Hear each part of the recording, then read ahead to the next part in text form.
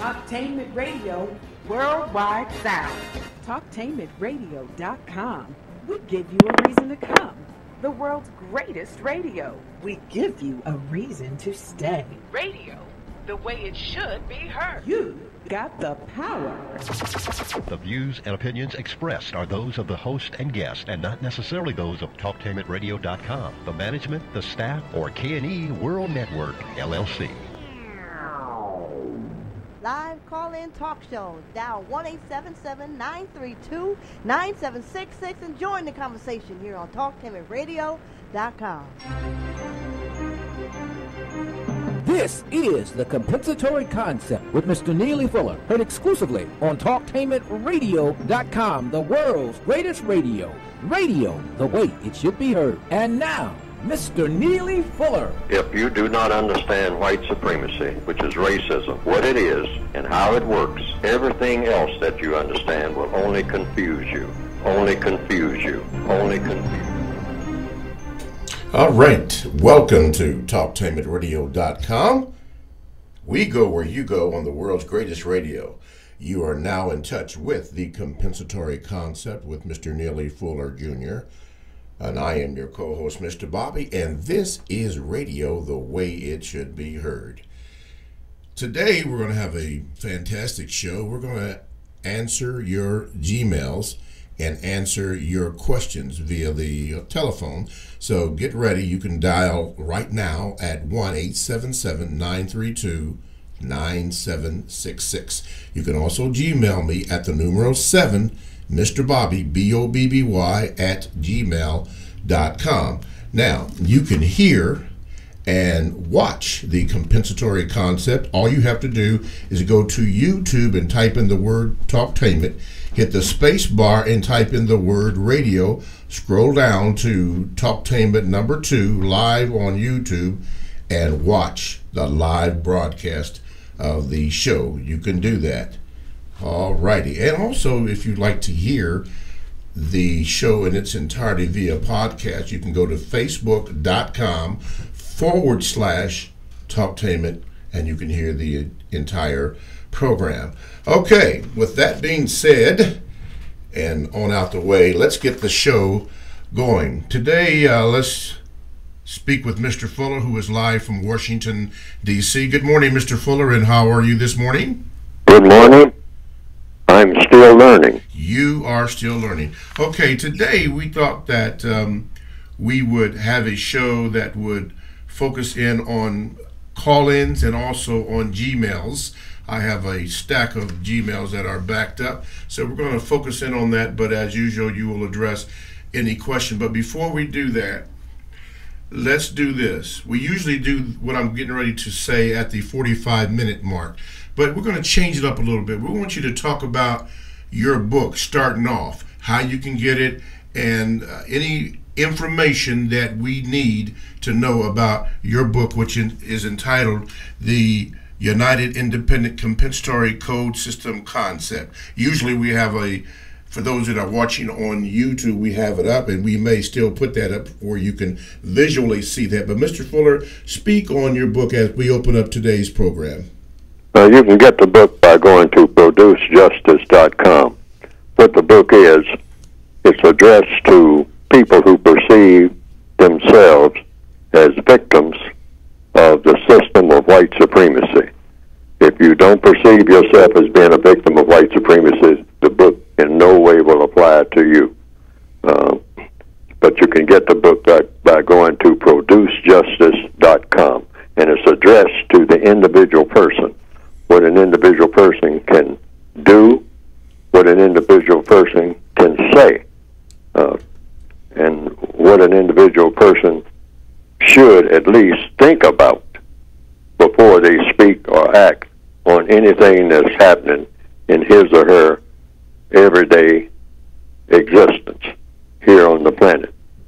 And this applies to any person of color anywhere on the planet, any person classified as non-white anywhere on the planet who perceives him or herself as being directly or indirectly a victim of racism, which is white supremacy.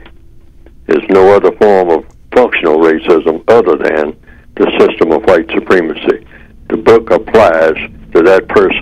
if the person sees anything in the book that he or she can use to better his or her condition under these prison conditions. Because if you're born at a time anywhere where you're under the system of racism, and that's the system, according to what I've written, the only system of government that's on the planet now, then you're born in a prison. The system of racism is a prison itself. The system of white supremacy is a prison system. And if you're anywhere on the planet and you're a person of color, you're directly and indirectly subject to that dictatorship called the system of white supremacy, and you're subject to it 24 hours a day in all areas of activity: economics, education, entertainment, labor, law, politics, religion, sex, and war. And so that means that it's no such thing as getting out of the prison. You can't function outside the prison. You're in the prison. You were born in the prison. It was not your fault. This came about long before you were born.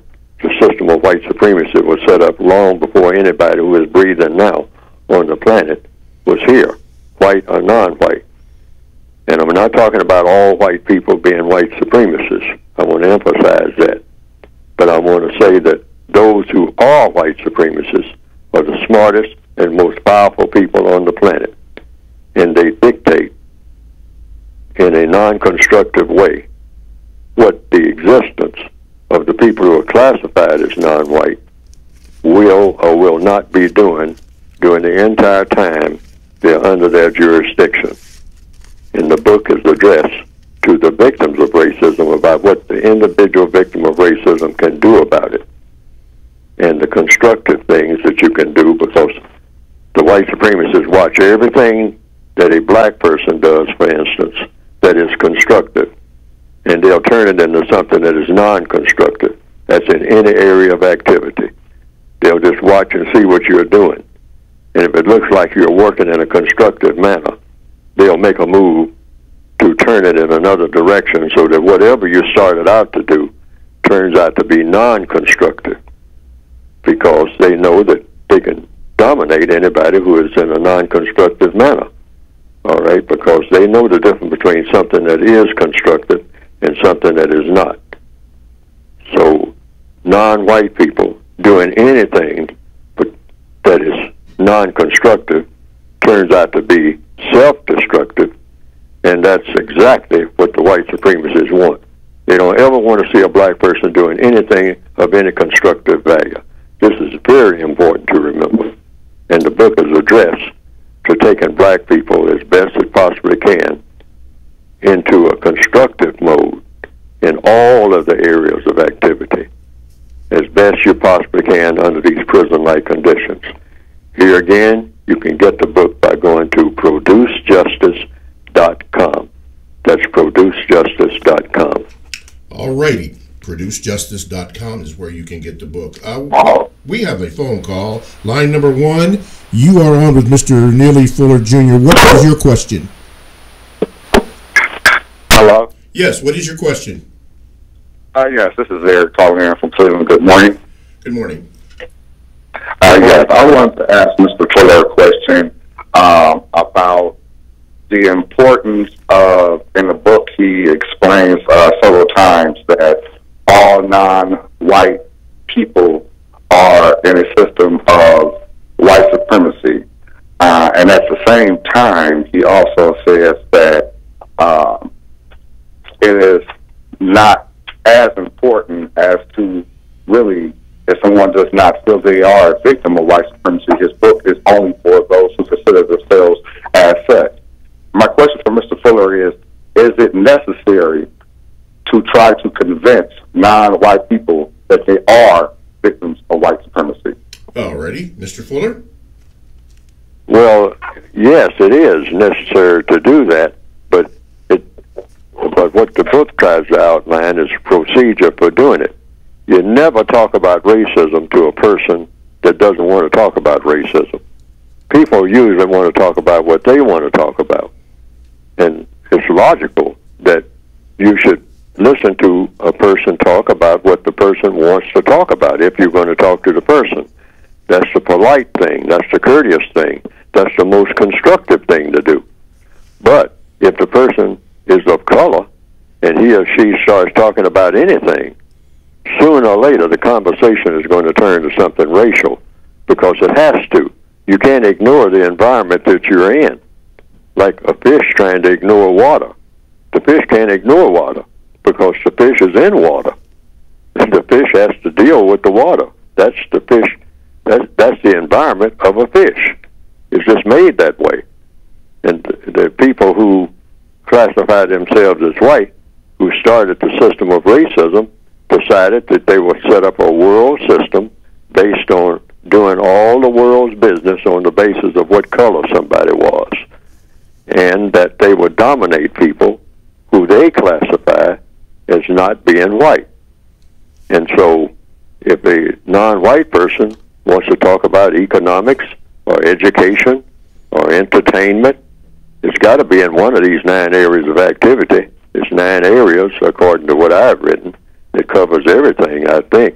And that's economics, education, entertainment, labor, law, politics, religion, sex, and war. So a person, for instance, might want to talk about economics within the context of a job that they have. Well, just let them talk. But sooner or later, most likely, a person of color is going to say, well, on this job that I have, I'm having a problem. You say, well, what problem are you having? Say, well, I'm having a problem with some of the people I have to work with. Well, what problem with what people that you have to work with? And just let them talk. And sooner or later, they might say, even though they started out saying they don't like to talk about this racial thing, they will talk about the racial thing. And that's when you start talking to them about it. It's only when they want to talk about it, because all roads are going to lead to that anyway. It's just a matter of just being patient and listening to what the other person has to say. It's going to lead there. And then when you see an opening, you just simply ask the person, well, do you know what my opinion is? And then that's when you give your codified opinion of what's going on and what you can possibly do about it. That's the way the conversation should go. All righty. You heard it right here. That's what you have to do. Thank you, caller, for your call. TalkTainmentRadio.com is a 24/7, no-charge, worldwide broadcasting facility with hosts delivering on various topics such as news and lifestyle, sports, law, health, wellness, religion, and politics. Now, here's one that I am promoting, and it is a show that Talktainment has allowed me to have, and that is Talking Sports with Mr. Bobby. Now, it premieres this Tuesday, coming up the 20th of March. And as a special guest on the show, now we do talk sports, but we also created an area for people to come in who are doing something positive in the black community, so to speak. And that is, we're going to have Brother Muko from Baltimore, the Baltimore Care Unit, the Compensatory Baltimore Care Unit, and he will discuss what is really happening in Baltimore, Maryland, especially in relationship to the TV docudrama, I guess you would call it, The Wire. We will ask him some real questions, about that. Now, you're invited to call in at 1-877-932-9766 and ask Brother Muko any question. But more important than that, you also are invited to listen to Talking Sports with Mr. Bobby, heard exclusively on TalkTainmentRadio.com. That is radio the way it should be heard. And speaking of that, when you go to the TalkTainmentRadio.com homepage, you are able to view all the programs that Talktainment Radio has. Little bios and a little bit of information there that you can access so that you can select which program you'd like to hear. All that from TalkTainmentRadio.com, radio the way it should be heard. I am Mr. Bobby. I am the co-host on the Compensatory Concept with Mr. Neely Fuller. Our show is entitled Phone Calls and Gmails that Mr. Fuller will address. You can call in right now. Phone lines are open at 1-877-932-9766. You can Gmail me at the number 7, Mr. Bobby, at gmail.com. talktameradio.com. I will do that. If you'd like to listen and hear the program, you can do that by going to the YouTube channel and then typing in the word Talktainment. Hit the space bar and type in the word radio. Scroll down to Talktainment 2 live on YouTube, and you can watch our live broadcast. And we would appreciate that. And while you're there, hit the like and subscribe button. You'll be glad you did. And one more thing, you can also view and hear the entire show by going to facebook.com/Talktainment, and there you go. Okay, Mr. Fuller, let's do this. We have a Gmail. This is from Brother George, and he's speaking about the non-stop Holocaust. He said, Mr. Fuller, our people need to watch this, and he gave an address about the non-stop Holocaust. I already knew that most of it, but it shows how many vectors they are using to attack us as black people. Even in the womb, a brother can't even have a normal birth before they start cutting holes in the mother and shaving our penises via that sick Jewish practice of circumcision. Could you comment on this, please, Mr. Fuller? Well, I'm not familiar with the details of this. I hear all sorts of things, but just remember that that's what the code does. You try to take a blanket approach to the system of white supremacy when you talk about it. You just simply say everything that a white supremacist does is designed to support the system of white supremacy in one or more areas of activity. So anything that you see in the news that comes up, to the extent that a white supremacist has something to do with it, is to help to support the system of white supremacy. That's the government that they're familiar with. That's the only government that they know. That's the only government that they have any regard for. I mean, it is their government. They found that it produces the type of results that they want. So anything that involves non-white people that is happening that shouldn't happen, they're the usual suspects. So you just automatically take that for granted. They don't make moves unless it's going to help the business. The system of white supremacy is the most successful business among people in modern history that has ever been conceived. There's no religion, no political system that is stronger than the system of white supremacy on the planet Earth right this moment in 2018. So the people who practice that system are very devoted to it. So they do all sorts of things. But anything that they have anything to do with that involves people of color is to strengthen the system of racism, no matter how it looks on the surface. Even when they come and say, we're doing everything we can to help you be a better people than you already are and make things more comfortable for you in that betterment. And that's what they'll say. But no matter how they start out, it's going to turn out to be something ugly. They do that in a very subtle manner sometimes, particularly in the field of entertainment. They'll say, we want to help you. You know, we want to help you write a song. We want to help you in the music industry. We want to help you in the movie industry. And they'll start out, I mean, it'll sound great. But somewhere along the line, they'll start flipping the script. Mm-hmm. They'll start changing and adjusting stuff. So, you know, it looks like it's going to be something really great and very beneficial, and it's going to help black people mentally and physically and financially. And it'll help you financially for a short period of time or whatnot. But mentally, it's usually something, they'll put this one or two things in it that's going to destroy everything that they did, you know, in that envelope that they put it in. They'll put it in a nice, pretty envelope, but when you open the envelope, there's some ugliness in there that's going to be poisonous to whatever they said they started out to do, that's going to be of great benefit to you people. Wow. Okay. You heard it right there. All righty, line number one. Okay, line number one, you are now on with Mr. Fuller. What is your question? Yes, how you doing, Mr. Fuller? Still learning. Yes, my question is, how do you address people who use religion as a way to hide behind the fact that there is no racism, white supremacy? Oh, it depends on what they say their religion requires them to do. It's very simple. Don't argue with people about religion, period. The system of white supremacy is the strongest religion on the planet right now. There's no religion that comes anywhere close to having the power of mistreating people based on color. There's no religion that anywhere compares with that. Whenever the white supremacists show up and say, hey, I don't care what your religion is. I mean, this color thing is my religion. Dominating and mistreating people based on color. And any religion that is opposed to that, you got to answer to me.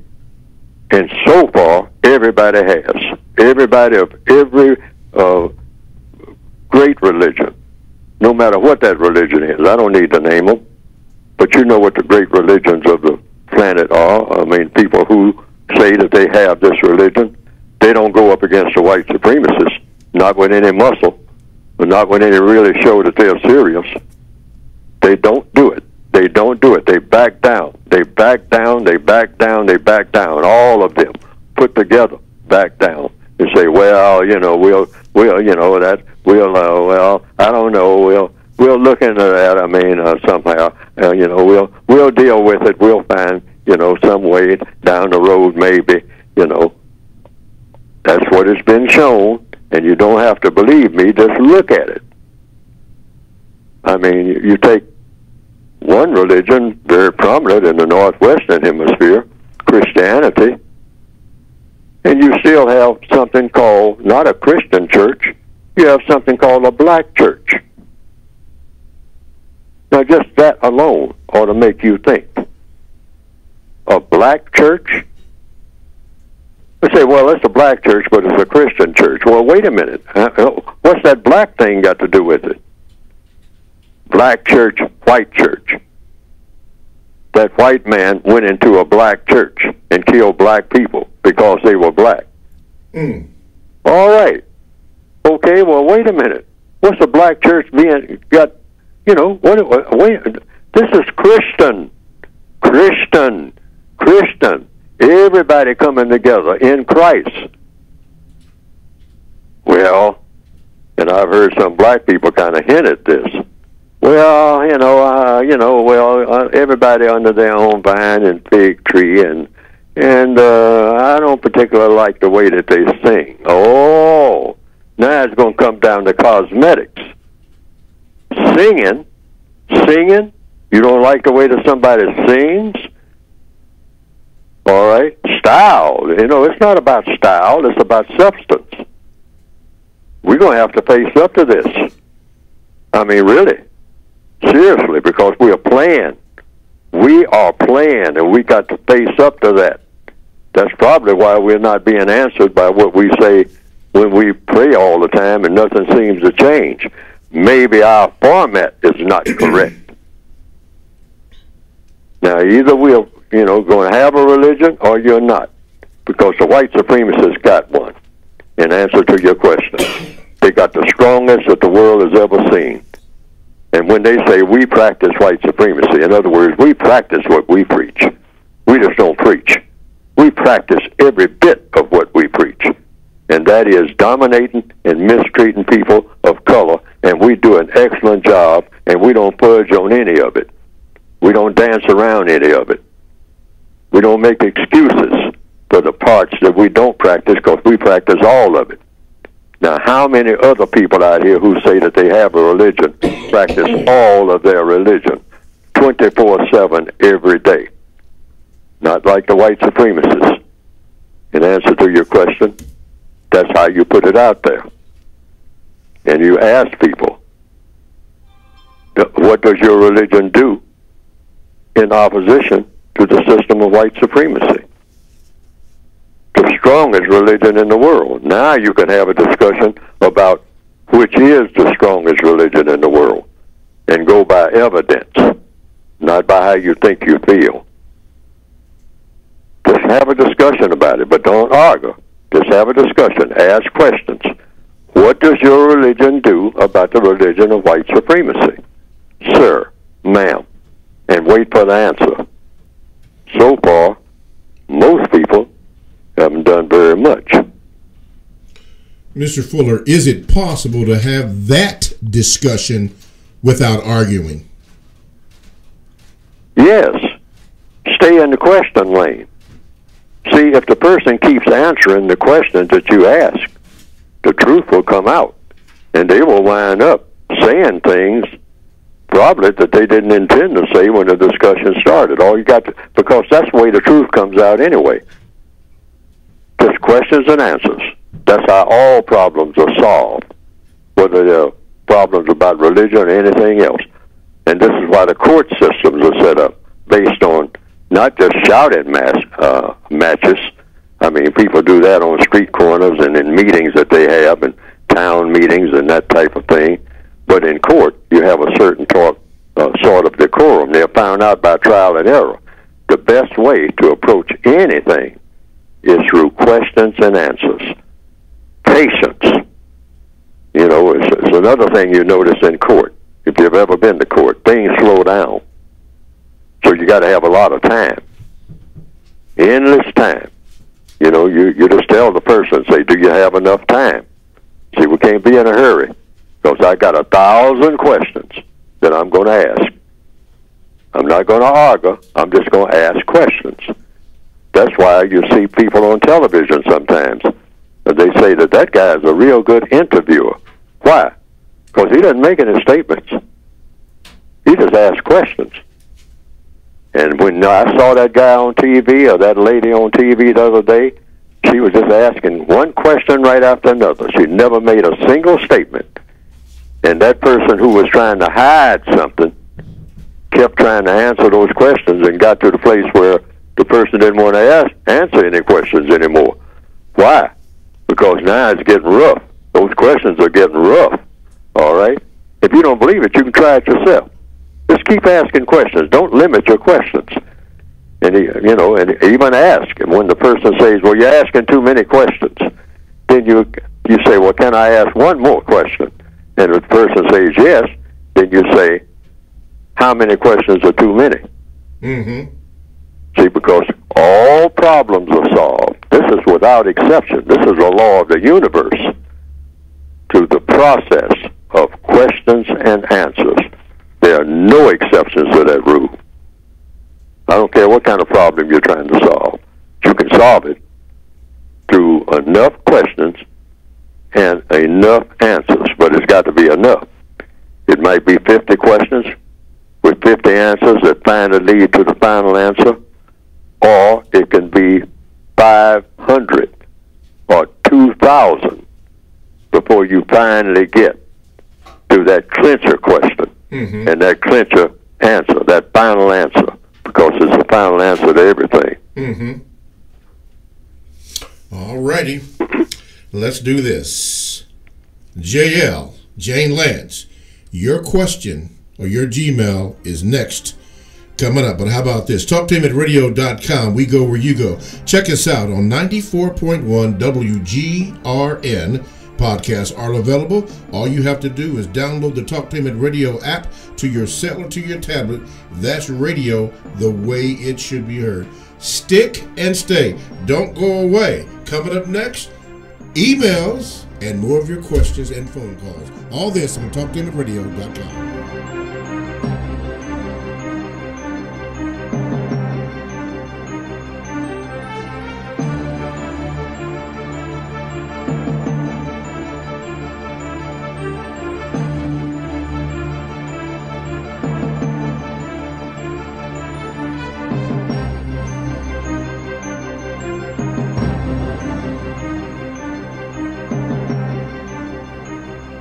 And why are you in such a good mood on a Monday morning? We just bought a foreclosed home and saved a ton of money. A ton of money? What a blessing. Tell me how. Well, Linco Realty specializes in selling foreclosed homes. Linco Realty?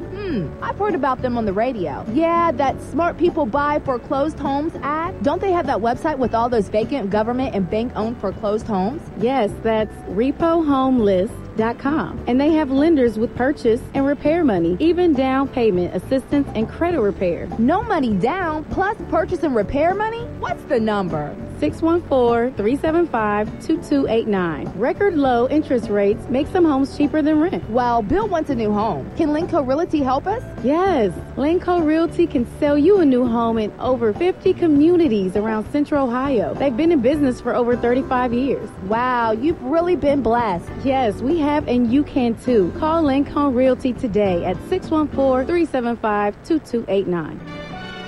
For the best home fragrance and beauty products, shop Ash Kickin online.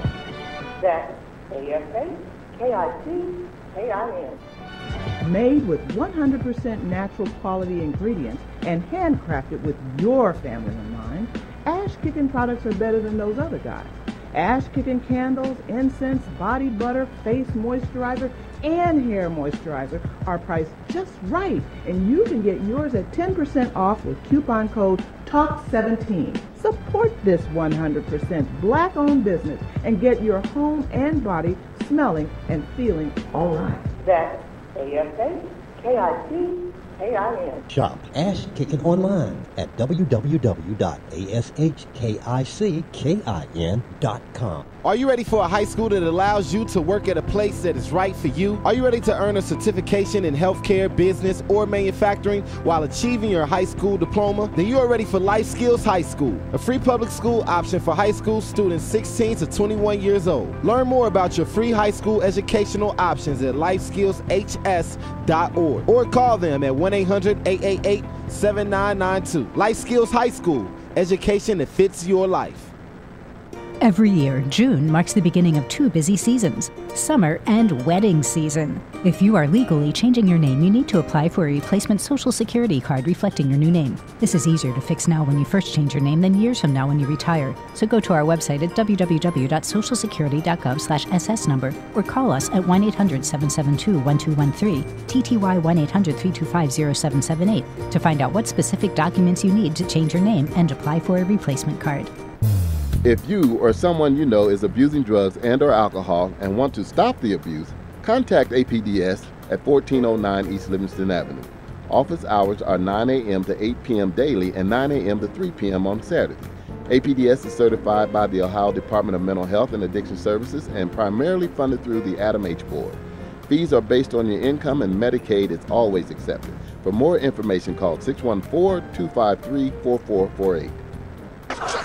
This is Al Edmondson, owner of a Cutter Brother Rest Barbershop. I'm calling on all barbers and beauticians. It's time for us to unite as one. We can serve our communities better together. Join the Ohio Black Barber Beauty Network. For more information, visit www.obbn.org or call 614-427-3226 to get more information. Be the change that you want to see in your community. Join our network.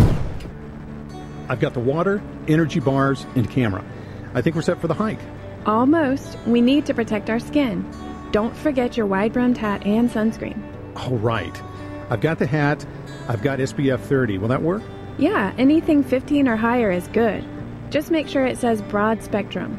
Great. Got it. I am not getting burned again. Let's go. Learn more at cdc.gov/cancer.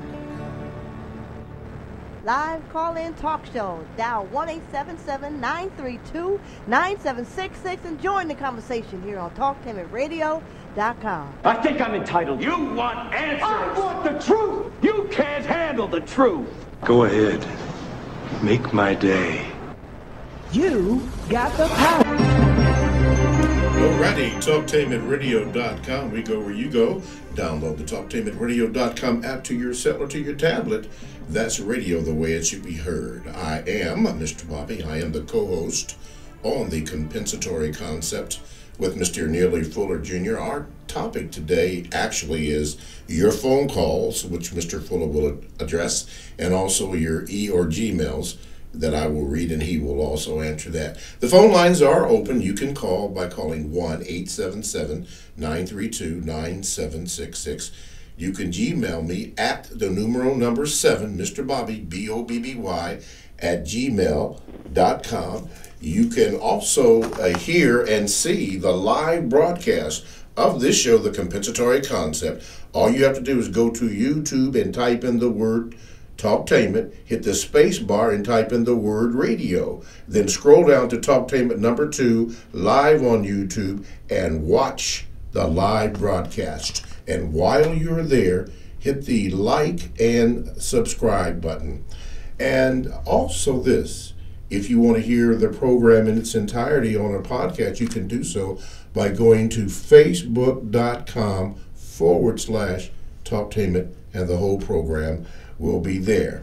Okay, Mr. Fuller, we have a Gmail here from one of our loyal listeners, Jane Lance, and she said this, thank you, Mr. Bobby. I have noticed that you name dropped me several times, and I appreciate it. I've been spreading the word about Talktainment Radio to friends and family. I hope they will support it financially. I just sent an old school money order for the second hour of the compensatory concept with Mr. Fuller. You and Mr. Fuller take us to school every week and give us a real education. Keep up the good work. Mr. Fuller, my question for you is this.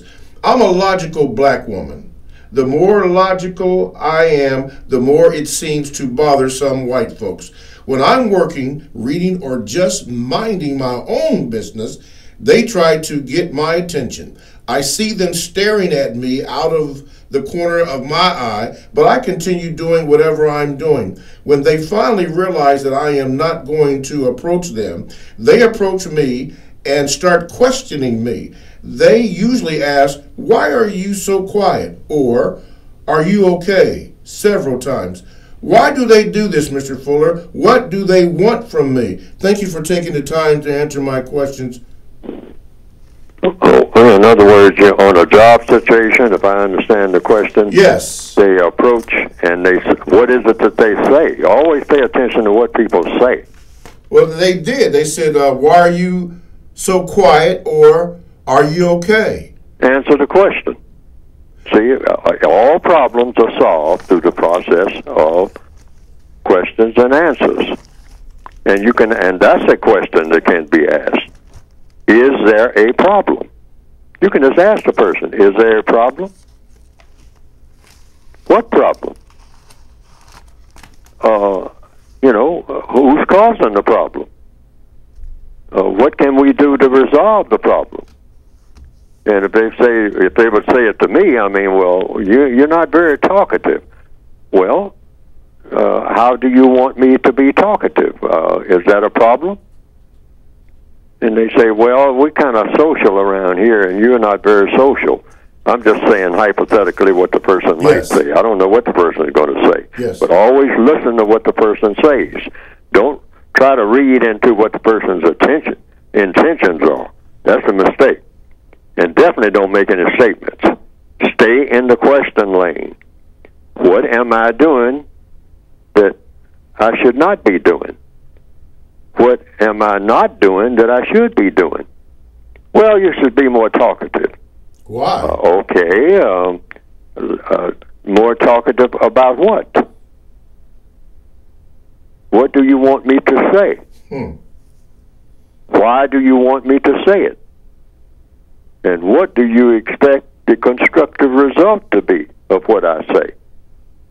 Always questioning. Yes, just ask questions, and don't interrupt the person when they're giving their answer. That's a huge mistake. Because now you're going to confuse yourself. Yes, you don't want to do that. You don't want any confusion. Anytime you're having a conversation, the one thing you don't want is confusion. And you add to the confusion when you ask a person a question, and then you jump into the middle of the answer. All right? Now you got confusion. Okay? And the white supremacists thrive on confusion. Yes, sir. Once you got confusion, they have taken over. And the entrance way to confusion is when you ask a question, and then when the person starts answering the question because you don't think that you particularly like the answer that you're getting, then you start trying to give them the answer that they should be given. No. The whole purpose by asking the question is to get that person's answer, not yours. So never answer their question with your answer. Never help them with the answer. Never. Okay. Always be patient and just listen. And listen for mostly listen for the next question. Okay. All right? Because they approach you. So therefore, they can tell you what the whole thing is about. And if you be patient, you will find out what the whole thing is about. Okay. Okay? Because you don't assume that you know what it's about, even though you might have made that assumption. You keep that to yourself. Yes, sir. Let them tell you everything, not some things, everything. Everything. All right? Okay. I think if you use that formula, that's a codified formula, that will always work. Okay. Because it always worked for me. It's never failed. All righty. Stay in the question lane. All right. Stay away from making statements. Okay, JL. Except just to give a straight answer to a question. Okay. Well, all right, JL, there you have it. Stay in the question mode, and you'll be okay. Another Gmail here comes from, I guess it's Prentice. He says, Mr. Fuller, what does the code say about how one should answer self-identification of race on job applications and surveys? For example, since there is only one race, the human race, it seems like self-identifying a race is submitting to the white supremacist ideology. Yes, where they have race, you come under black because you come under the white supremacist race, okay? And that's what they require of you. Just like any penitentiary system, any prison system. All right, you're not doing penitence because you haven't done anything. So I say prison. And the system of white supremacy is a prison system. So they require you to fill in the blanks that they set up. They didn't tell you to bring in your own form and write what you identify yourself as being. They tell you how you're supposed to identify yourself. And if they give you an option and whatnot, then they need to put that option on there, okay? The code book says if they give you a blank where a check mark when they say like other or something like that, you can probably put down VOR, victim of racism. That's what that means. Okay. That's what the code prescribes, if you wish to. But if you think that if you do that, you won't get the job or you'll put yourself in jeopardy, then you just check mark black. I could put down VOR. I've never done that. I check mark black where they say, you know, black, African American, or whatnot. I just put down the closest thing, and I say the closest thing is black. So I just check mark that. Why? Because that's what they said I better do. See, I didn't invent that racial system. You're not even supposed to have a racial system. See, that's number one. See, I mean, you know, when they say what race you belong to or what, you know, your category under the so-called census, that's not even supposed to exist. But in the prison system that they have set up called the system of white supremacy, it does exist. And they do require you to say it. On some, I think on some driver's license, they don't require you to say it. I've heard that. I haven't even checked mine lately to see if it's on there. But it's on some driver's license. They require you to put something there, all right? So you put down what they require you to put. If you are classified as black according to them, you know, your race, you belong to a race called black, then you put that down. Now, a person might say, well, isn't that falsifying a statement? Not in the system of the prison system they've set up, because they determine what's true and what's false. Mm-hmm. And when they're telling you to put down something false because the white supremacists deal in falsehood all day long. They say things that are not true, and they require you to repeat them, just like they do when you do when you go to the schools. They'll say, Alexander was great. He was great. He was a great general, a great killer, and all like that. And you have to say amen to that in order to do what? In order to pass the course. Yes, sir. And you pass the course in order to do what? So you can go out and say that you finished school. And you say that you have finished school in order to do what? In order to get a job so that you can eat. Okay? Now, they require you to sit there and say things over and over again in a school that are absolutely false. Yes, sir. All right? They require that. So it's no great big difference when they say, okay, tell me what race you belong to. And you better say the correct thing, otherwise you ain't getting this job. So you're basically asking a question. What do you want me to say, sir, in order to get the job? Well, I want you to tell a lie, all right? And this lie is on this paper. But that's what I want you to tell me if you're going to get the job. Or you want me to lie to you in order to get your job that you're offering me and that I got to have in order to stay out of jail? Yes. So you just checkmark it. See, we're in a prison. Remember that. Okay. Now, if anybody ever asks you a question about whether or not you make false statements and whatnot, the answer is yes. All right? You say, I never belonged to a race. I never joined a race. I was told that I was a member of a race. And you will be telling the truth. You'll be telling the truth. That's a good point, Mr. Fuller. Let's go to line number one with your question. Line number one, you're on with Mr. Fuller. What is your question? Yes, how are you doing, Mr. Bobby and Mr. Fuller? I am an alumni of an HBCU, and recently we've had a conversation somewhat online concerning the allegations concerning Mr. Cosby. At our HBCU, Mr. Cosby has a building named after him, and recently after the allegations, they have taken his name off the building, and the students and alumni there were debating whether that should or should not happen.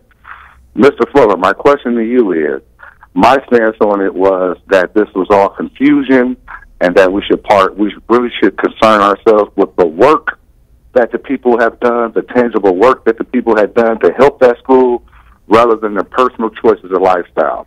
What is your opinion on the advice that I gave? No, I'm trying to get the core of what the problem was.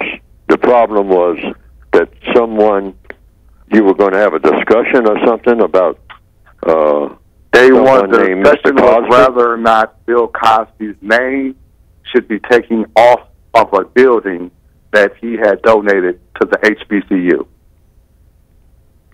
Oh, that's for the people to determine by, what you might call democratic vote. Whatever, most of the people say, that's what it is. Now, if you ask me what the code says about names of buildings, like schools or something like that, I do not believe in, of course, this is just my view, my suggestion. It's in the code book. All institutions should be named not for people. All institutions. They should be named for what the institution is for. Because if you start going by people, everybody has a huge amount of faults. That's just an assumption according to the code. There are no people, no persons on this planet who are the quality of people that they should be. Not one. Why? Why would I say that when I'm not even familiar with all of the people on the planet? Because the planet is dominated by people who practice white supremacy. And there's no way that anybody in the system of white supremacy can be the quality person that a person should be. That's impossible. That can't be done as a prisoner of war or as a white supremacist or as a white person who is seeking not to be a part of the system. That system, that person is in a very weak position, not in a powerful position, so that person is not the type of person that person should be. There are no people, not one, in the entire system of white supremacy, I don't care who it is, who is not completely riddled with flaws. Completely. There's no way to be in the system of white supremacy and you're not a seriously flawed person. That's impossible. Why? Because the system of white supremacy is a seriously flawed system and is intended to be. So you can put Mr. Cosby's name on anything, just like you put General Robert E. Lee's name on things, just like you put Thomas Jefferson on the dollar bill. I mean, you know, hey, you talk about flawed people. I mean, name somebody who is not just completely rotten with flaws. That's all of us, because you can't be anything else in the system of white supremacy except a seriously flawed person. It's not going to happen. Now, that's code. You can, you know, either take that perspective or leave it, like everything else in the code. Okay. Alrighty. From the Gmails, we have one from Joshawn Henry. Says this: Mr. Fuller, on a number of occasions, you have said that white supremacists are the smartest and the most powerful beings on this planet. Anything that a person of color wants to do, for example, get a job, get an education, start a business, etc., has to have the approval of the white supremacists because they run everything. You've also said that white supremacists are not gods, small g.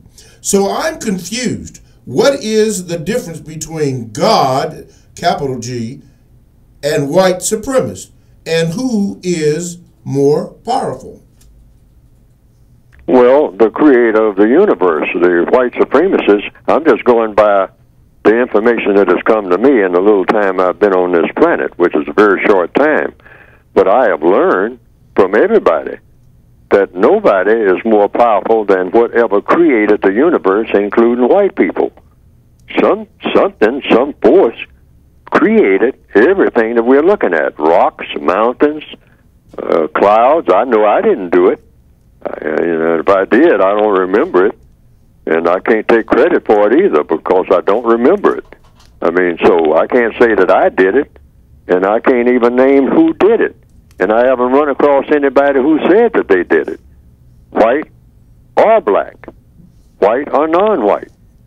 And so the assumption is whatever made all those dust particles that are on what they call the surface of the moon.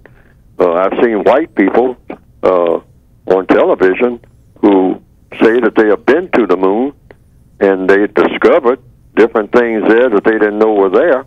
So they're not claiming that they put it there. I haven't heard anybody claim that they did it, any person.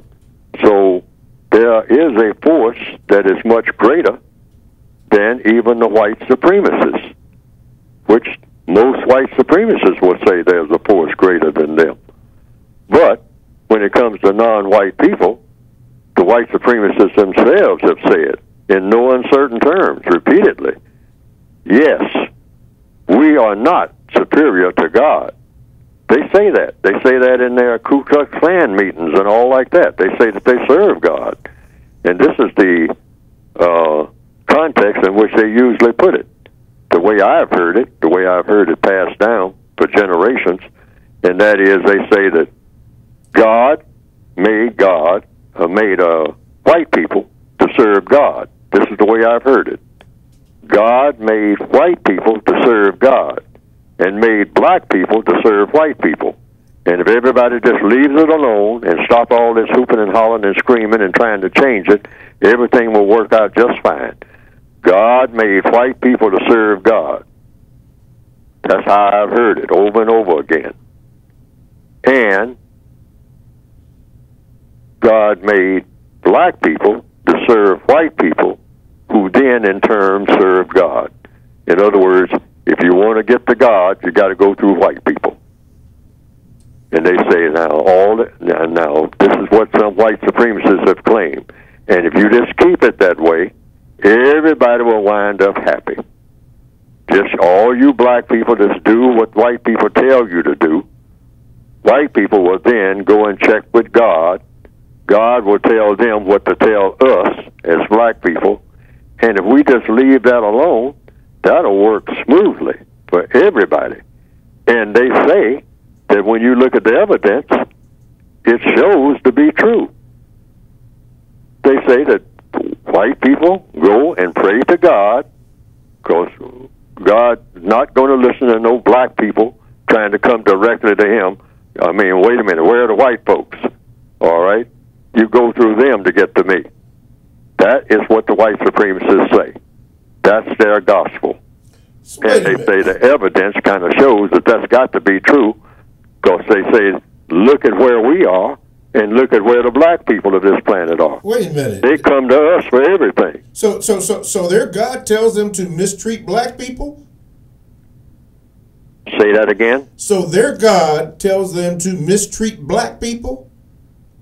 Oh, well, that's why I came to the conclusion when I heard that, when I first heard that. I say, I don't believe it. Okay, all right, I got you. See what I mean? That's why I wrote my book. Yes. I tell every white supremacist, yeah, that's what you say. Yeah, because that's easy for you to say. All right? And you can show some evidence according to you. But I say, you just a master mistreater. That's what you are, and that's all that you are. Yes. And I mean, I'm saying, hey, you know, I don't believe that story that you're telling, that God assigned you to tell me what to do. And I better do it, because if I don't do it, I'm disobeying God, because you have brought that message to me from God, because you got a direct line to God, and my only connection with God is to go through you. I don't believe it. No. And white supremacists will say, well, all the pictures you see on the wall of people who have anything to do with God, don't they look like me? Say, yeah, you painted those pictures. See, that's, you know, and many black people tell them that. You know, yeah, you painted those pictures and told me to hang them on the wall. But you painted those pictures, you know. Do you know what really God looks like? Well, God looks like me. I mean, you know, because I tell you what to do. No, I ain't buying it. No. I ain't buying it. No. I ain't buying it. Well, if you're not buying it, you're going against God's will. Well, we'll put that to a test, all right? Because I'm going to oppose you in all this mess that you have done down here. I mean, you know, now, so you can argue your point, and I've made my argument, so this argument is over. Yeah. All right, because I don't argue about religion. I'm saying, yeah, you got the strongest religion, but it's not a godly religion as far as I'm concerned. That's my hard rock position, and I ain't budging. Thank you very much. Right. Woo. Man, that's hard. I could hear Richard Pryor now saying something about that. Somebody looking for an Yeah, we're just going to lock horns on that one. Yeah. I mean, that's settled. Yeah. I mean, we don't have any argument about that. That's already settled. Okay. No, I don't think that you're representing anything except yourself in an evil system. Did I hear you? And saying that God assigned you. No, I'm not accepting that. You can tell me that, but I'm not accepting that. And you've heard this all your life? And I'm going to fight you tooth and nail every way that I can. Wow. I'm not buying into that, and I advocate that nobody else does, period. Wow. And you've heard this all your life? Yes. I mean, that's the codified response. Otherwise, what would Neely Fuller be writing a counter-racist book for if, you know, he buys into the white supremacist saying, I'm the direct line to the Creator. And you just do what I say, and everything will be fine. No. Wow. Anybody can say that. What a way to close out the first hour. TalkTainmentRadio.com, the world's greatest radio the way it should be heard. Stay tuned for the second hour.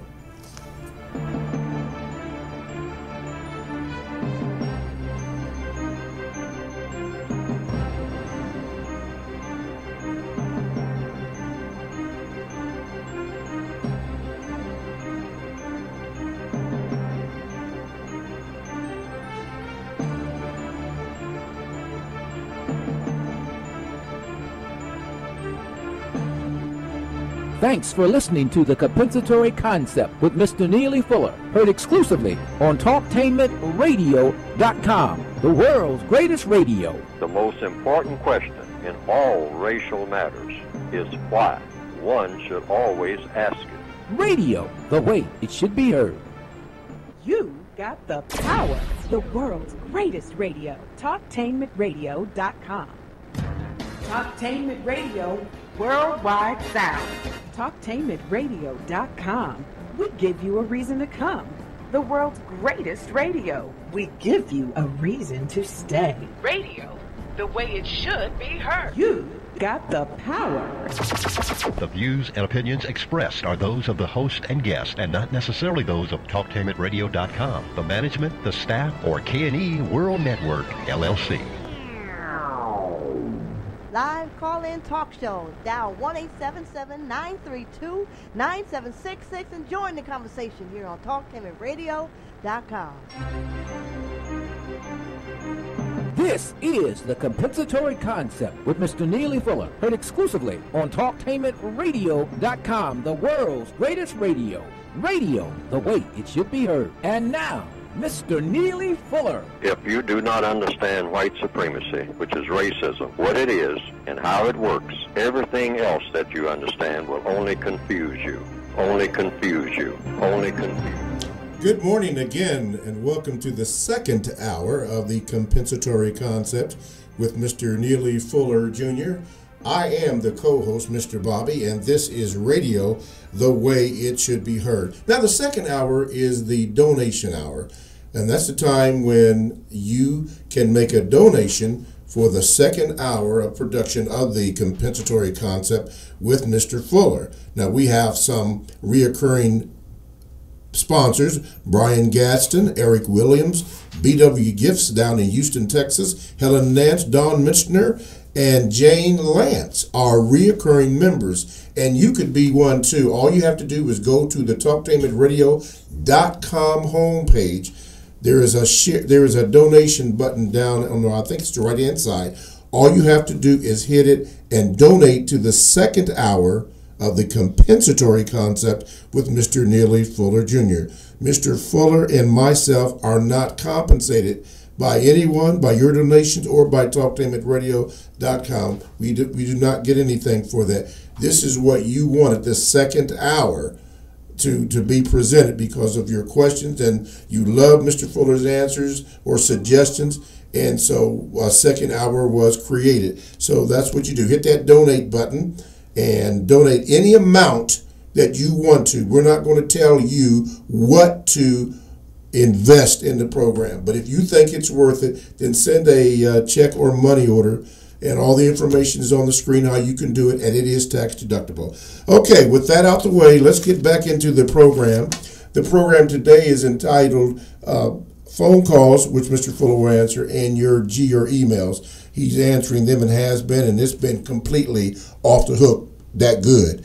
So do that. You can do that by calling 1-877-932-9766. You can also Gmail me at the numeral 7, Mr. Bobby, at gmail.com. You can also do this. You can see and watch, or watch and hear the program live. As a matter of fact, we're on the screen now. The broadcast of the Compensatory Concept. All you have to do is go to YouTube and type in the word Talktainment, hit the space bar and type in the word radio, scroll down to Talktainment #2 live on YouTube, and you can watch the broadcast live. While you are there, hit the subscribe button and also the like button, and you'll be glad you did. And one more way, if you want to hear the entire show, all you have to do, the podcast, is go to Facebook.com/Talktainment, and you are in the house. Phone lines again are open. We're doing Gmails and phone calls, so call in. Okay, Mr. Fuller, the Gmail. This comes from Nick, and he says this. Mr. Fuller, my question concerns racism in the LGBTQ community, of which I am a member. I've observed that white gay men can be some of the most racist individuals out there. So often I see black gay men deal with self-loathing as they try to gain the love and affirmation of white gay men who largely do not find black men to be attractive. In fact, it is almost pathological the lengths that some black gay men go to feel validated by white men, even settling for the white man's secret fling. The worst thing about it is some white men seem to know the power that they have and have almost enjoyed playing cat and mouse games with black men that they later reject. White gay men like to claim that they can't be racist because they themselves are victims of suppression. Mr. Fuller, what does make this behavior in light of the code? Thanks. This comes from Nicholas from Richmond. Well, it's a long, it's an explanation and a question, but I think the essence of the question is sexuality and racism. You might put it under that heading. Yes. Racism and sexuality. All right. Let's go to fundamentals. According to the code, white supremacists do not do anything in any area of activity: economics, education, entertainment, religion, and sex. They don't do anything in any area of activity except something that's going to make the system of white supremacy stronger.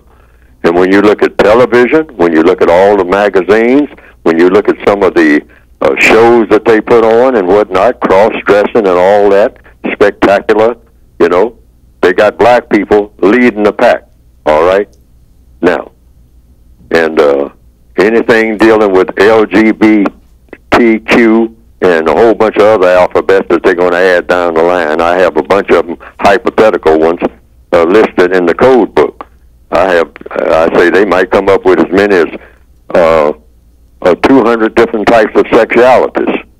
I just, out of, you know, as a hypothesis, I came up with around 75 categories, just like they're doing with the racial thing.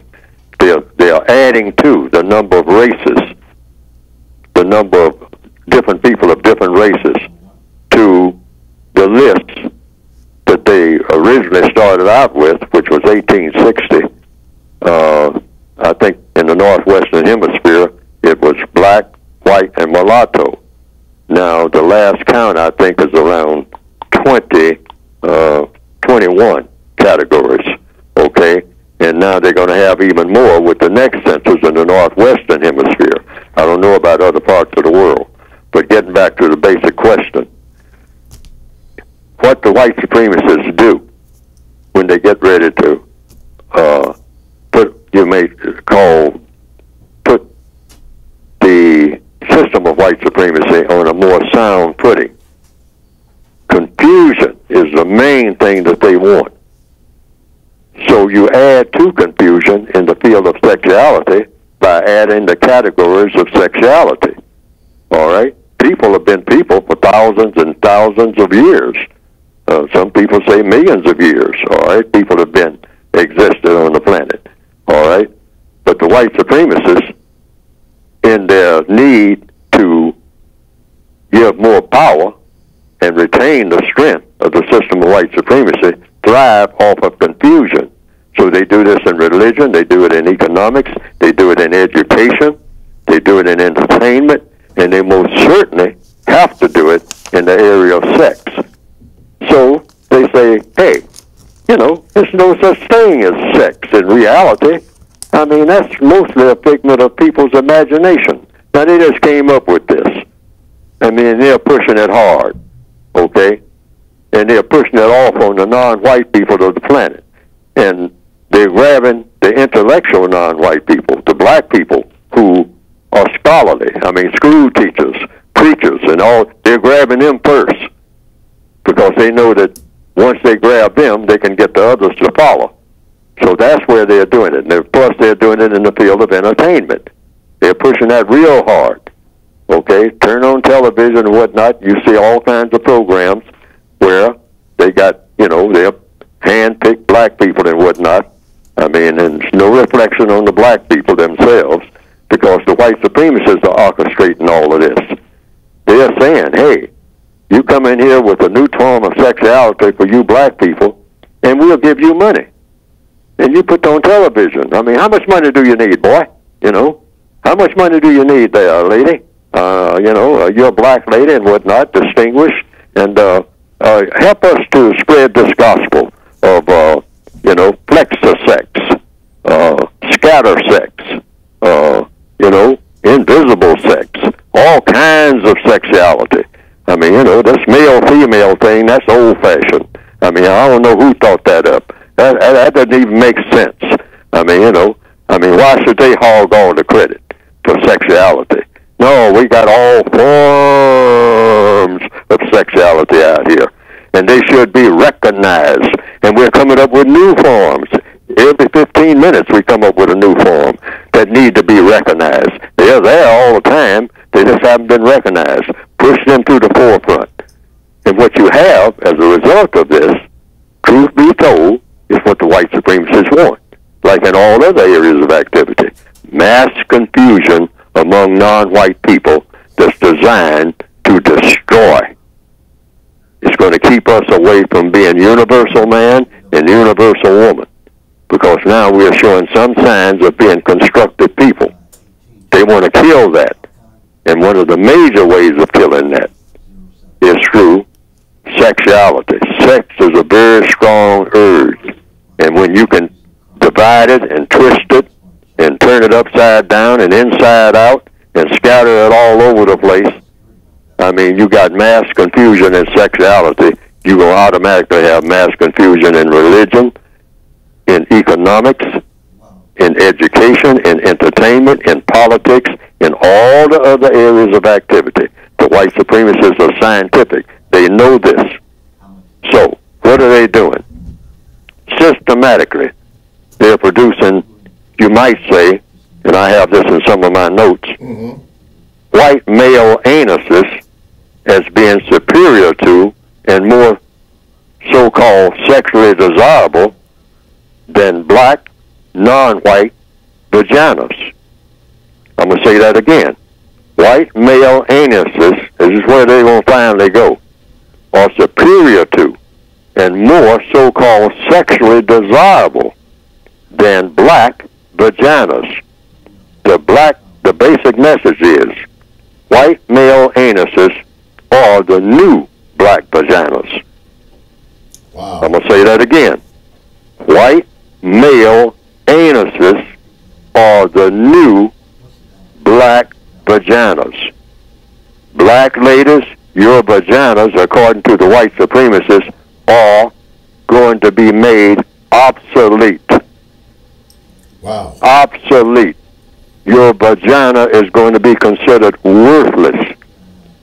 And the white male anus is going to be superior to the black female vagina. Watch it. That's where they're going with all of this. Woo. And the next thing they're doing,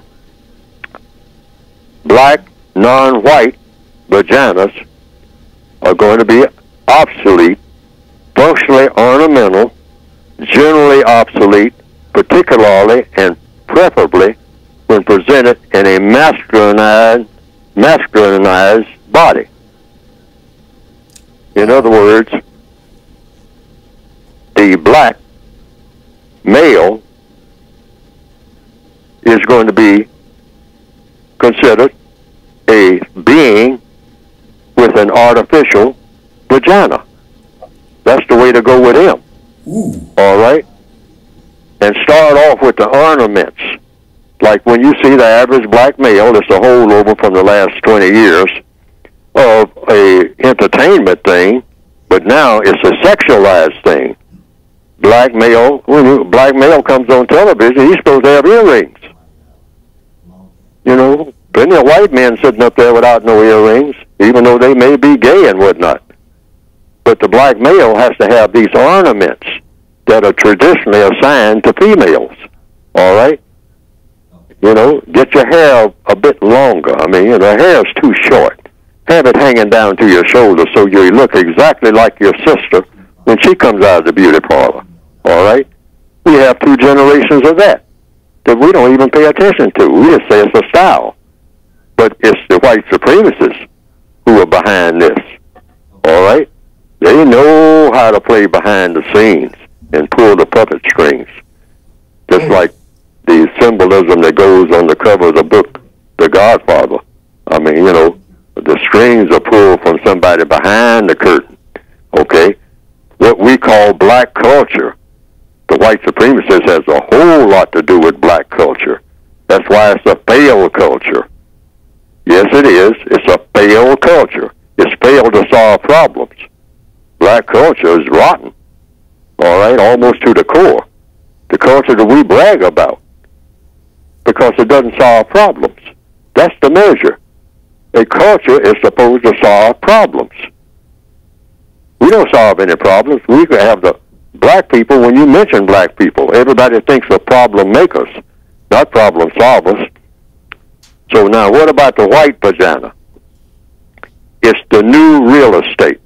It's going to take the place of land. The white vagina is going to take the place in value of land eventually. And it's the holy grail of the future sexuality for the entire world. In other words, the white woman's vagina is going to be, when you mention sexuality, that's the only real sexuality. Everything else is flexor sex, scatter sex, bogus sex, some type of alternative sex, which is what we even call it now, a sexual alternative. We've got in the habit of saying that. Oh, those people are straight, you know, but we are an alternate to that. All right, you know, we are add-on, or we are an experimental station of some type. Okay, and so where the white supremacists are taking this into the white female vagina is going to be the holy grail of all sexuality, and the black phallus is going to be some form of nullification associated with artificial feminization or so-called artistic display. In other words, the black male phallus is going to eventually be reduced to non-existence, something that doesn't matter, something that, hey, you know, that's some type of ornament. You don't use that for nothing. All right? Wow. And so they're intending to make, eventually, eunuchs out of, just like they did back in the days of the Roman Empire, go and get a whole bunch of black males and castrate them. But nowadays they call it sexual change, okay? All it is castration, and then put a whole bunch of earrings in your ear, put a big turban on your head, put on some gold slippers, and then prance around in the Roman palace, all right? Like, what's this character in Orphan Annie? What was his name? Punjab? Whatever, yeah. Yes, in the cartoon Annie. All right? That's an example, ultimately, of what the black male is supposed to be. Just prancing around while everybody else is having, you know, doing whatever they are doing. And you got this black eunuch, oh, big, strong shoulders. Oh, yeah, he'll have strength. He can do things on command and all like that. And he's all prettied up, powder on his face, earrings hanging down, gold slippers on his feet. He's real pretty to look at, but he's a eunuch. In other words, he has no sexual organs at all. Yeah. This is where they're going to take the black male, eventually. Watch it. Okay. They're doing it right in front of your eyes. Right in front of your eyes. Okay, Nick, Mr. Fuller went into deep explanation of that, so there's your answer. What line are we on, Ed? Line number 1? Okay. Line number 1. You are now on with Mr. Fuller. What is your question? Good morning, Mr. Bobby. Good morning, Mr. sir. Fuller. Good morning. This is Reggie from Charlotte, North Carolina. Okay, Reggie. My question, Mr. Fuller. Well, first, I continue to be inspired by your book, and I'm able to use, you know, some of your counter racist codes daily in my daily living. My question to you, Mr. Fuller, is as a black adult male, how do I best develop a counter-racist code for my 4-year-old black son? Thank you. The same one that's in the textbook that I put out. That's why I wrote the book. I wrote the book for everybody, all right, of all ages. But here's the key. You don't talk even to a person who is 90 years old in a way that they don't understand what you're saying. See, so you talk to a 4-year-old at a 4-year-old level. You don't mention anything about race, period, to a person that doesn't understand what you're saying.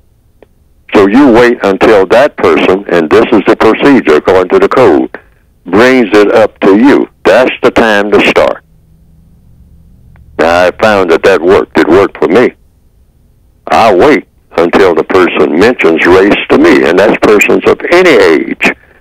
All victims of racism are equal. We're equal prisoners. But the only time you tell a person about the prison that they're in is when they understand what a prison is, first of all right? So when your 4-year-old gets to be at an age where he or she comes to you and says something about color in people, that's the time to start answering their questions. People are always ready to talk when they ask questions. And they're ready to listen because they're asking the questions. That's the key. I tell everybody, don't tell your offspring nothing about race until they come to you, and sooner or later they will come to you. And they will mention something about color. That's the first signal. When they say anything about, well, the boys at school said this and they said that, and he called me the N-word. What's that? And all that. Now they are ready to talk because they're asking you questions. So you sit down and make sure you got plenty of time, because then that's when you start telling them about the entire system that they're in, the prison that they're in.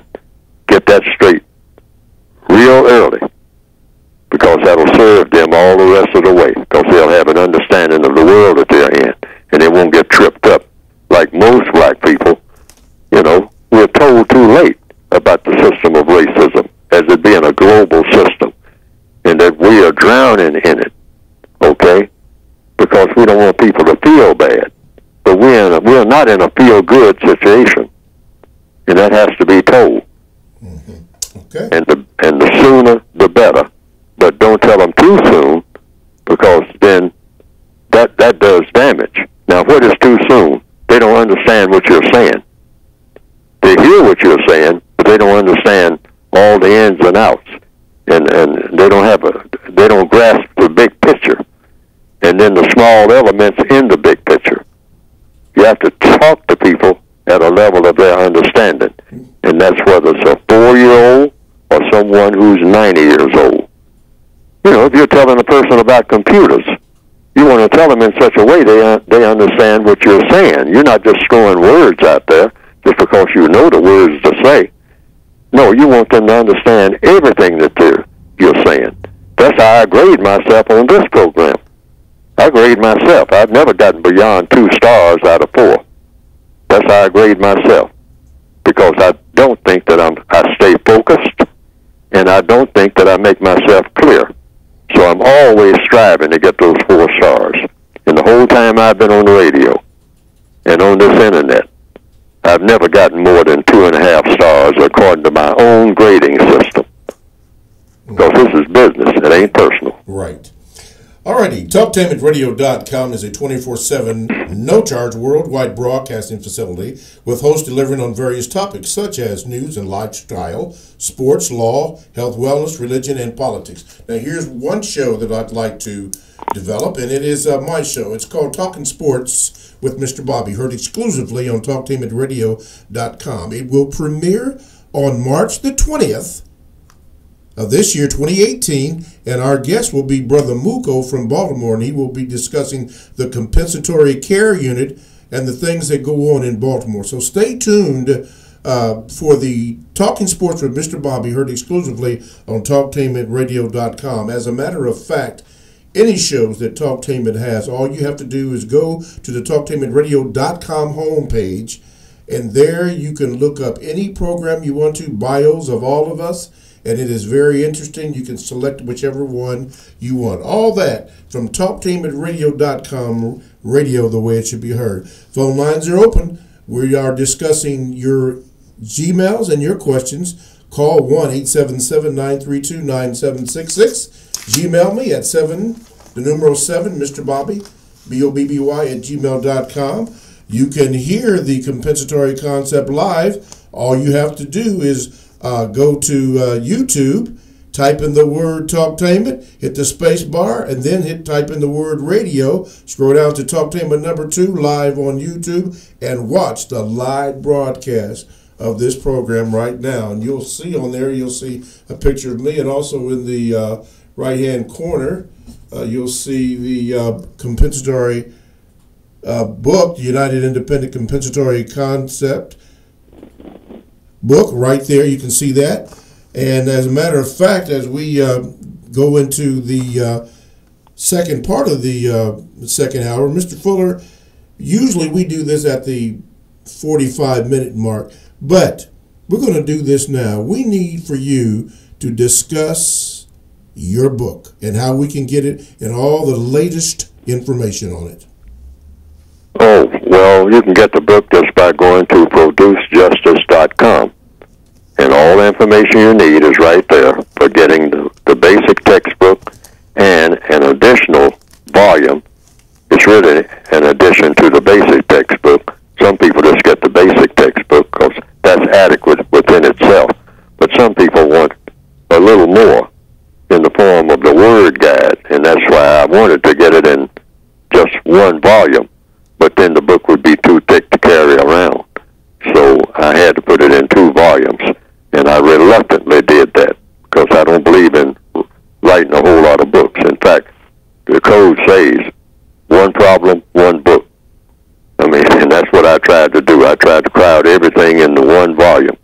And so that's the basic textbook that you will see on the website, either the picture of it or the words, the compensatory counter-racist code.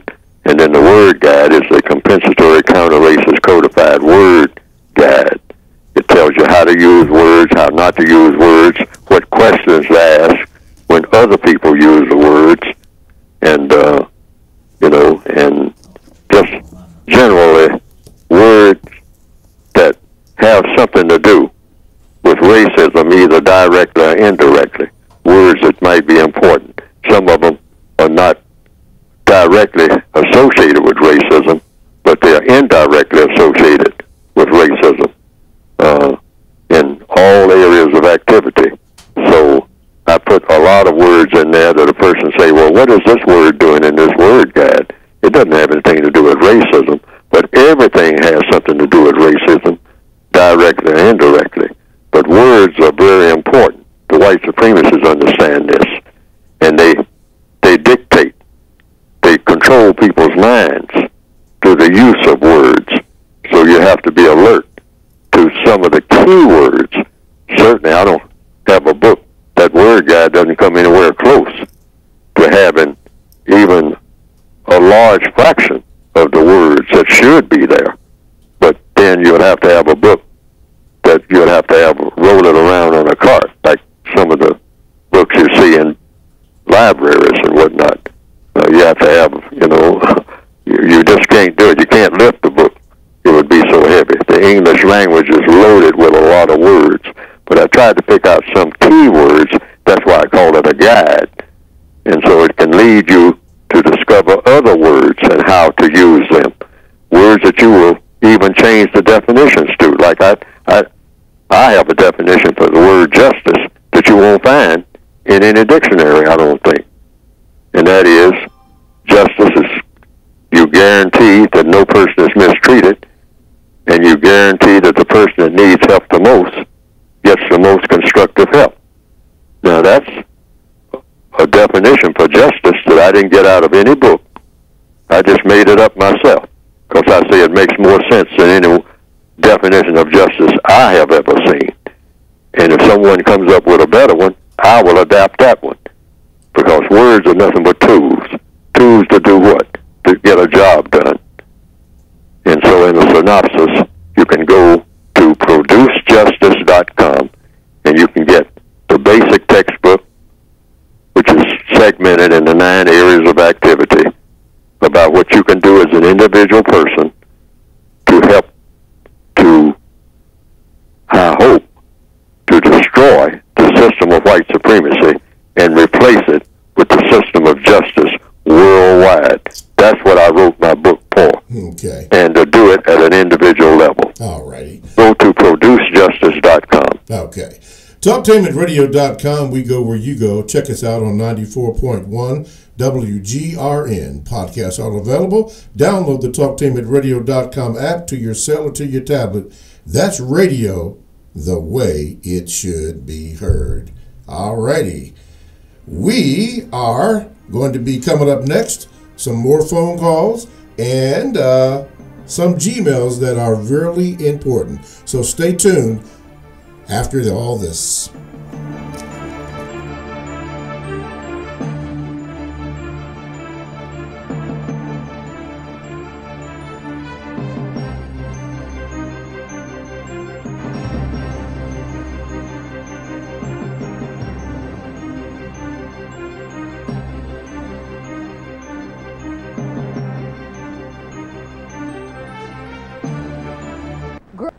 Girlfriend, why are you in such a good mood on a Monday morning? We just bought a foreclosed home and saved a ton of money. A ton of money? What a blessing. Tell me how. Well, Linco Realty specializes in selling foreclosed homes. Linco Realty?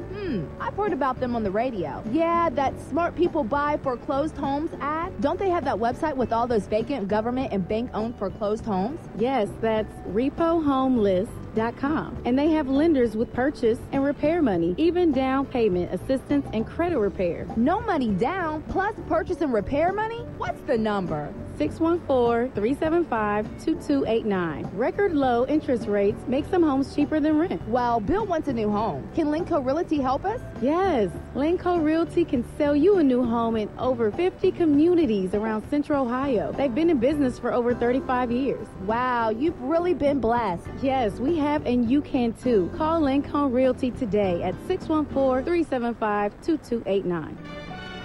For the best home fragrance and beauty products, shop Ash Kickin online. That's ASHKICKIN. Made with 100% natural quality ingredients and handcrafted with your family in mind, Ash Kickin products are better than those other guys. Ash Kickin candles, incense, body butter, face moisturizer, and hair moisturizer are priced just right, and you can get yours at 10% off with coupon code TALK17. Support this 100% black-owned business and get your home and body smelling and feeling all right. That's ASHKICKIN. Shop Ash Kickin online at www.ashkickin.com. Are you ready for a high school that allows you to work at a place that is right for you? Are you ready to earn a certification in healthcare, business, or manufacturing while achieving your high school diploma? Then you are ready for Life Skills High School, a free public school option for high school students 16 to 21 years old. Learn more about your free high school educational options at lifeskillshs.org or call them at 1-800-888-7992. Life Skills High School, education that fits your life. Every year, June marks the beginning of 2 busy seasons, summer and wedding season. If you are legally changing your name, you need to apply for a replacement Social Security card reflecting your new name. This is easier to fix now when you first change your name than years from now when you retire. So go to our website at www.socialsecurity.gov/SS number or call us at 1-800-772-1213, TTY 1-800-325-0778 to find out what specific documents you need to change your name and apply for a replacement card. If you or someone you know is abusing drugs and/or alcohol and want to stop the abuse, contact APDS at 1409 East Livingston Avenue. Office hours are 9 a.m. to 8 p.m. daily and 9 a.m. to 3 p.m. on Saturday. APDS is certified by the Ohio Department of Mental Health and Addiction Services and primarily funded through the Adam H. Board. Fees are based on your income and Medicaid is always accepted. For more information, call 614-253-4448. This is Al Edmondson, owner of a Cutter Brother Rest Barbershop. I'm calling on all barbers and beauticians. It's time for us to unite as one. We can serve our communities better together.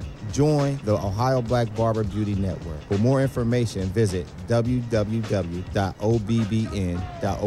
or call 614-427-3226 to get more information. Be the change that you want to see in your community. Join our network. I've got the water, energy bars, and camera. I think we're set for the hike. Almost. We need to protect our skin. Don't forget your wide-brimmed hat and sunscreen. All right. I've got the hat. I've got SPF 30. Will that work? Yeah, anything 15 or higher is good. Just make sure it says broad spectrum. Great. Got it. I am not getting burned again. Let's go. Learn more at cdc.gov/cancer. Live call-in talk show. Dial 1-877-932-9766 and join the conversation here on TalkTameRadio.com. I think I'm entitled. You want answers. I want the truth. You can't handle the truth. Go ahead. Make my day. You got the power. Oh, yes, we go where you go on the world's greatest radio. That is TalkTameRadio.com.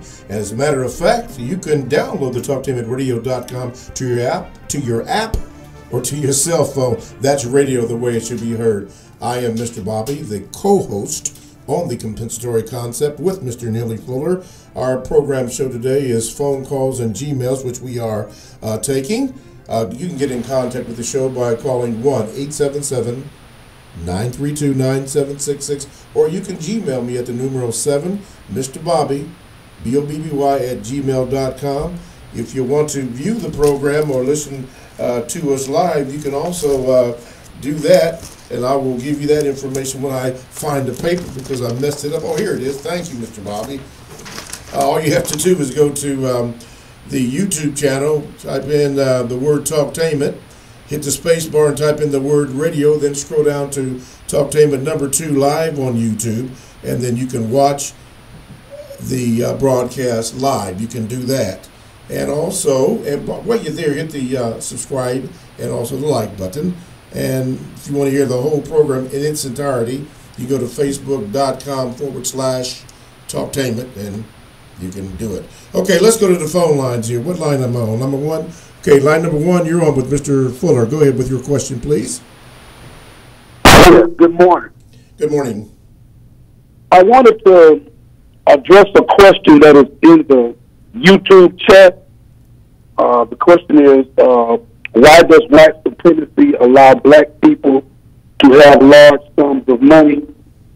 But it actually goes along with my question, which is on page 30 of the revised expanded edition.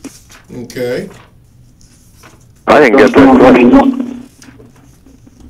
Okay. The question was, that's the question that's on the chat, but my question is, the question on the chat is, why does white supremacy allow black people to have large sums of money? That's a question that was on the chat. I just want to include that with my question, since both of them are about the same thing, and maybe you could address both of them in one answer. What is your question? My question is on page 30 of the revised expanded edition, in paragraph number 1, 2, 3, 4, 5, 6, where it says, it is important to know and to understand that the white supremacists have the intention of causing envy, hostility, and or conflict between the non-white people that they have showcased with many benefits and the large number of white people that they have forced to have almost, large number of non-white people, that they have forced to have almost nothing of constructive value. And so my question was, how do, when the white supremacists give us everything, no matter if you have a PhD or you start your own car wash business, in order for us to be successful at that endeavor, you're going to have to be given money by the white supremacists so they can showcase who they want. And my question is, how do we define who's being showcased and who's not being showcased. Okay. Number one. All right. Wait a minute. Let Mr. Fuller answer that one first. Go ahead, Mr. Fuller. Well, wait a minute. It seems like a lot of things are being said here, but I'm not getting to the core, which that's probably my fault. But another thing, I don't hear the question very well. The core of the question. Is there any way, Mr. Barber, you can relay what that question is the best you can understand it? Okay. Okay, I would have to hear it again. Brother, could you just simplify it real simple so that Mr. Fuller can understand it? No problem. Yeah, okay. In racial showcasing, in racial showcasing that the white supremacists use to make the system of white supremacy strong and to keep it going. When they do racial showcasing, how do we determine who's being racially showcased? In other words, who are the white supremacists giving these things to? And who are they not? When everything is given to everybody by the white supremacists, no matter if you're poor. Okay, Mr. Fuller. Oh, you just determine that as an individual. See, everything in the code book is addressed to the individual victim, and you determine who's being showcased. Sometimes you're being showcased. The white supremacists showcase anybody. They just grab anybody. I mean, they don't care. Any black person will do. I mean, they'll just grab anybody to showcase and say, for example, I'll give an example that someone recently sent me an email about questioning the royal family. And I understand that a prince over in England now is being paired off with a non-white lady. Some people refer to her religion, but they also refer to her color. Said that she was a person of color. I think some people in the audience here have heard about that.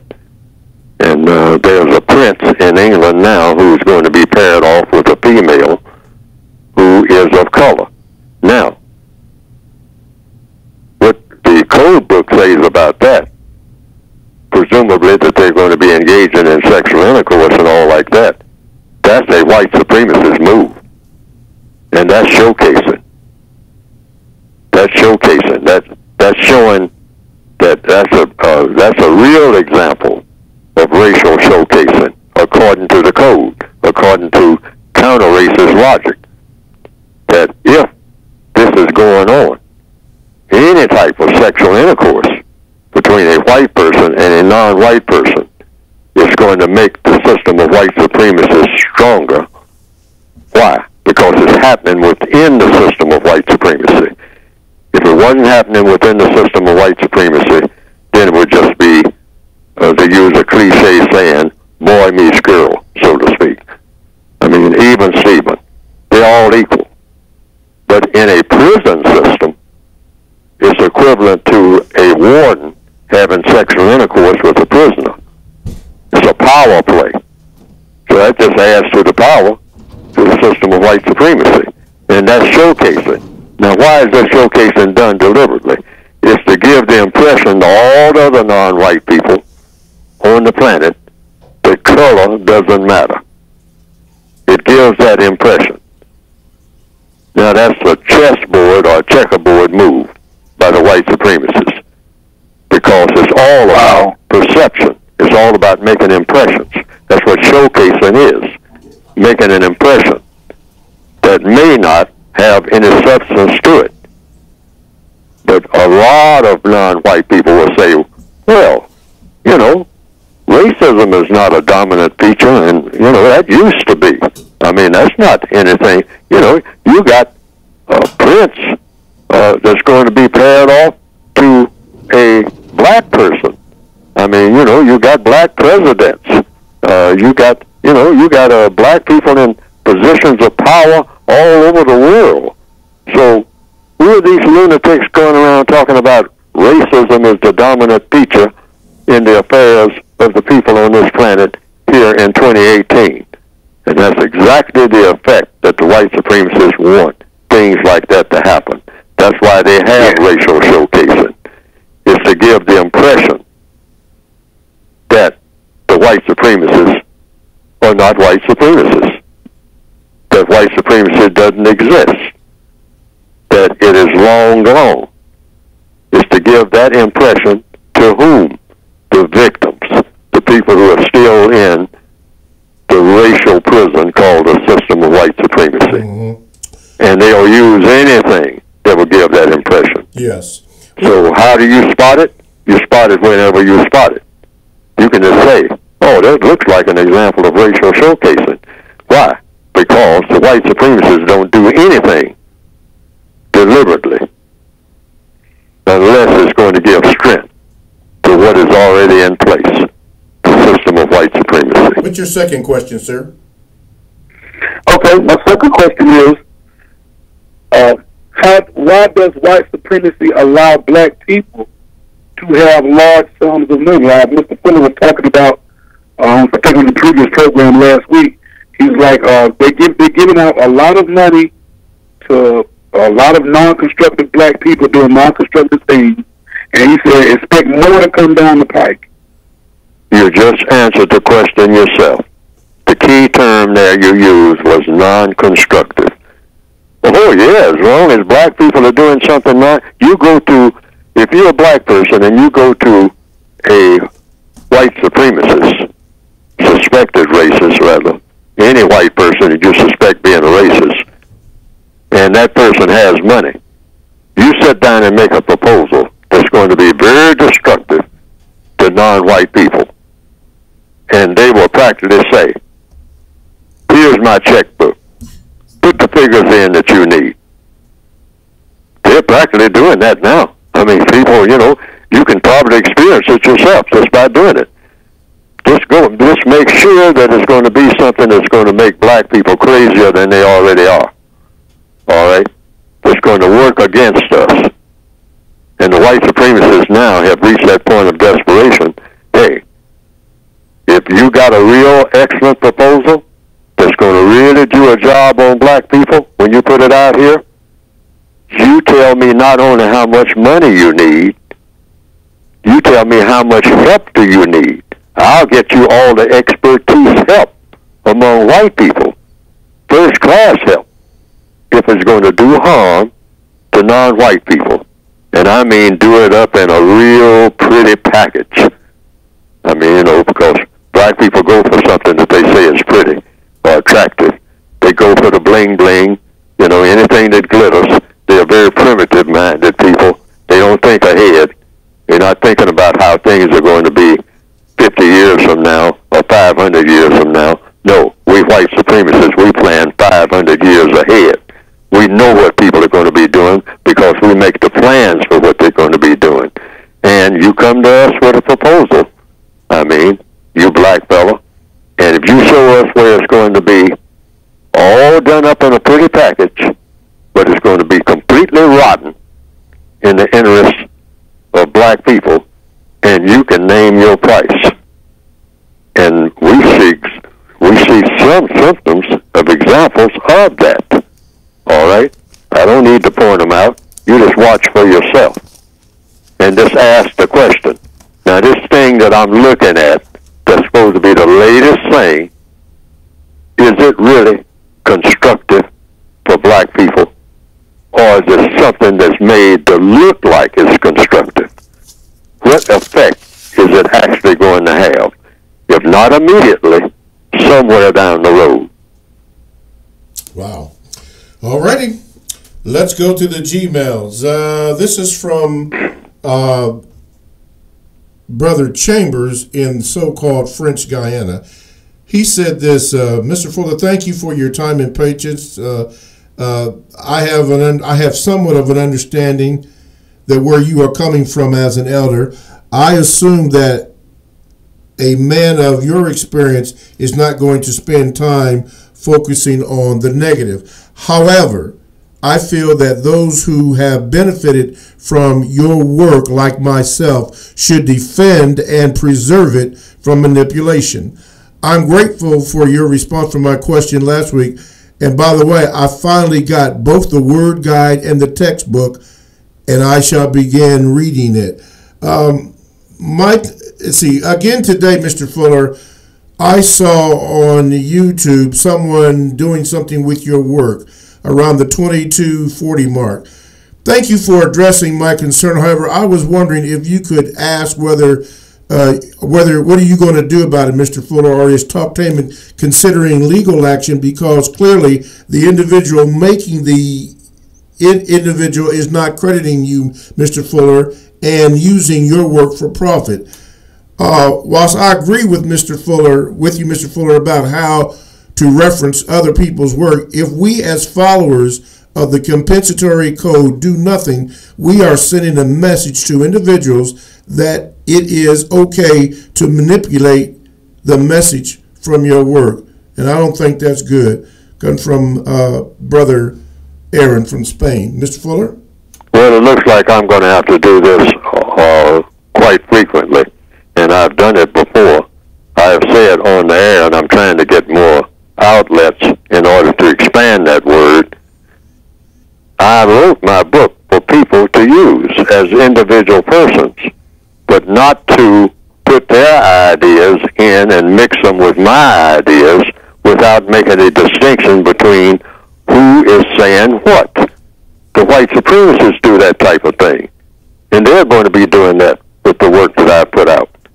I mean, I'm not going to be gone from here, from this earth, 5 minutes before they start to work on that, and they'll be doing it.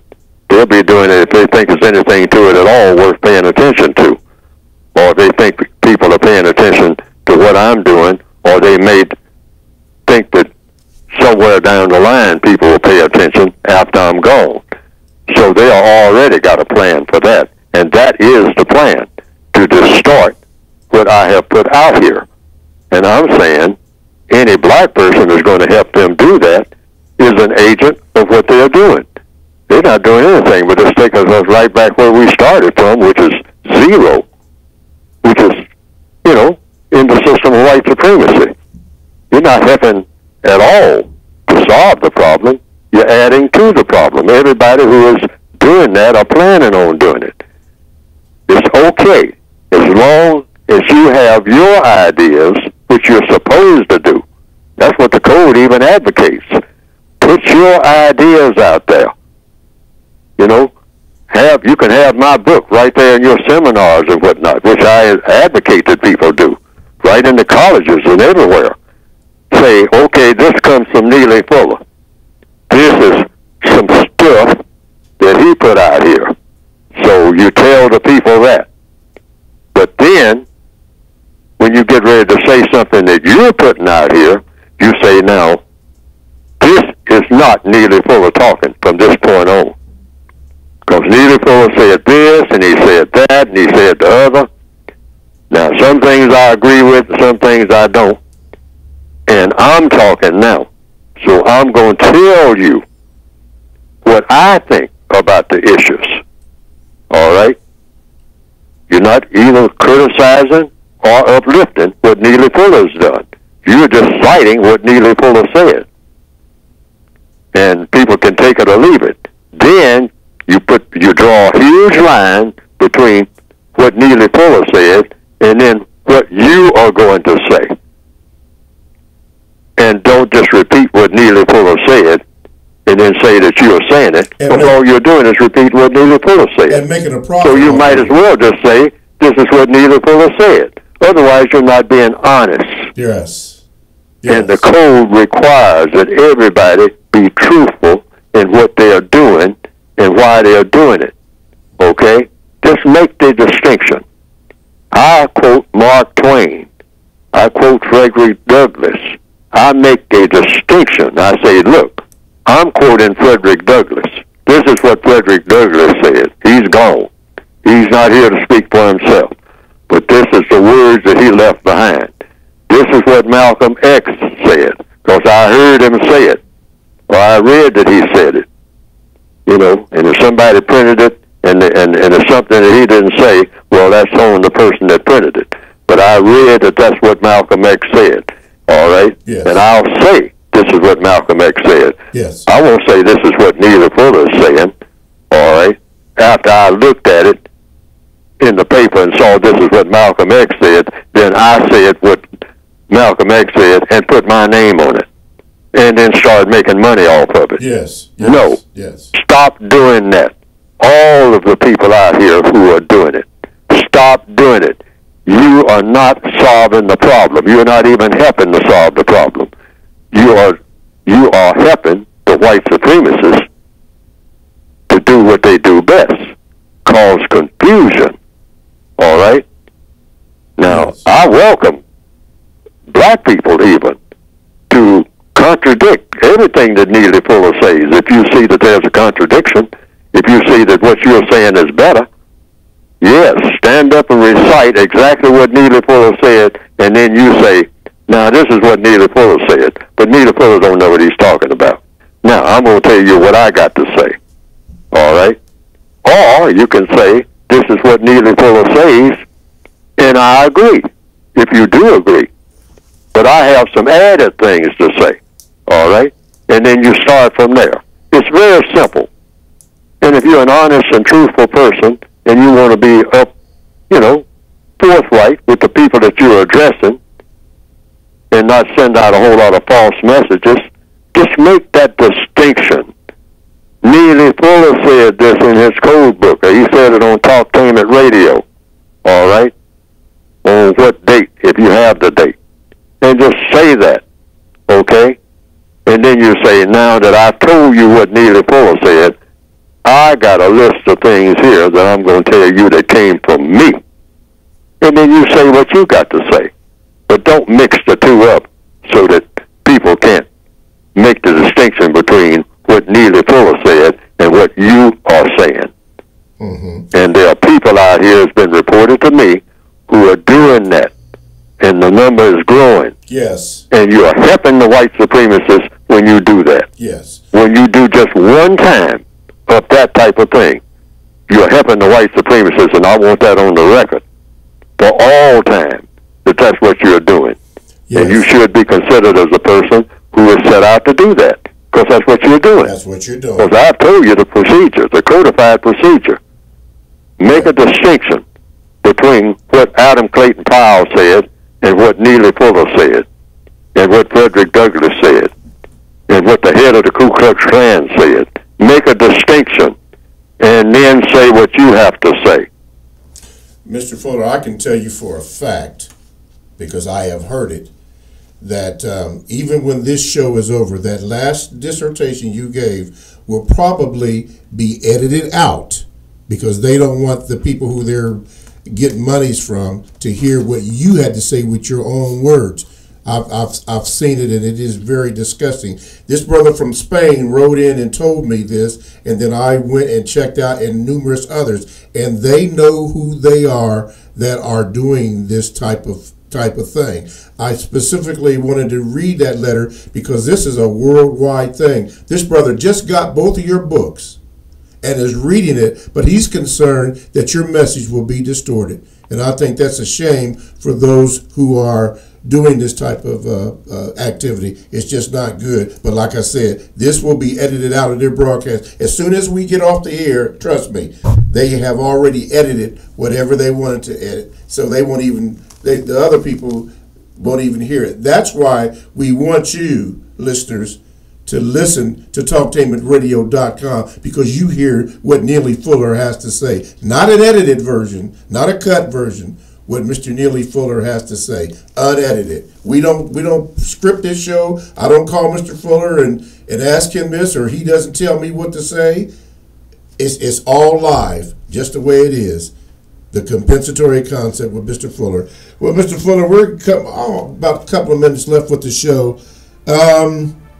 As a matter of fact, that's going to be the end of the show. Mr. Fuller, I'd like to thank you for answering the questions and Gmails and for all the things that you've done to help us understand the code. Thank you, Mr. Fuller. Thank you, listeners. TalkTainmentRadio.com, the world's greatest radio the way it should be heard. We will see you next week. Thank you, Mr. Fuller. Thank you.